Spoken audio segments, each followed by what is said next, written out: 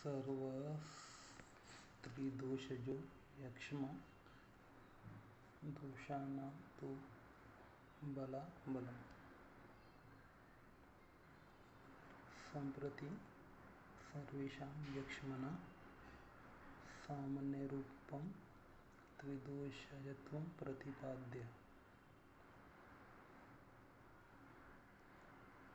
जितने भी यक्ष्मा के प्रकार बताए गए हैं वह सामान्य रूप से त्रिदोषज अवस्था को प्राप्त कर चुके होते हैं। दोष बल अबल भेदेन च भेदम सूचयित्वा। तो यहाँ पे दोषों की अंशांश कल्पना का विचार करना बहुत जरूरी है। परीक्ष्य अवस्थिकं वैद्यं शोषिणं समुपचारेत। तो इसलिए अंशांश कल्पना का विचार करके वैद्य ने शोष की चिकित्सा करनी चाहिए।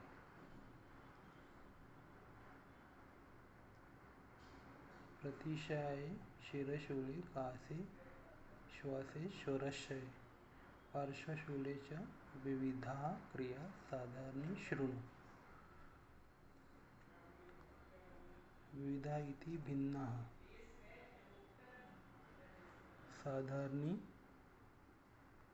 इति अनेन अभिन्नश्च शृण्व इति योज्यम्। तत्र प्रत्येकं पीनस आदि विहित गेया विविधा। कहने का मतलब है कि आगे इसकी साधारण चिकित्सा का वर्णन किया है, लेकिन विशेष चिकित्सा ये अलग होती है। साधारणस्तु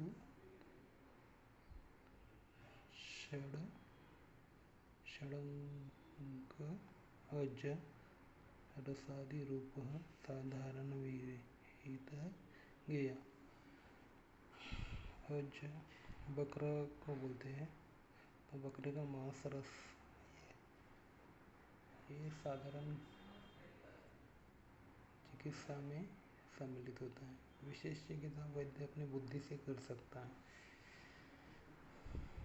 तो यहाँ जो शिरशूल दिया गया है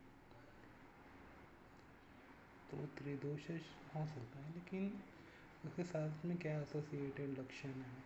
प्रतिशाय है, कास है या श्वास है, स्वरक्षय है, पार्श्वशूल है।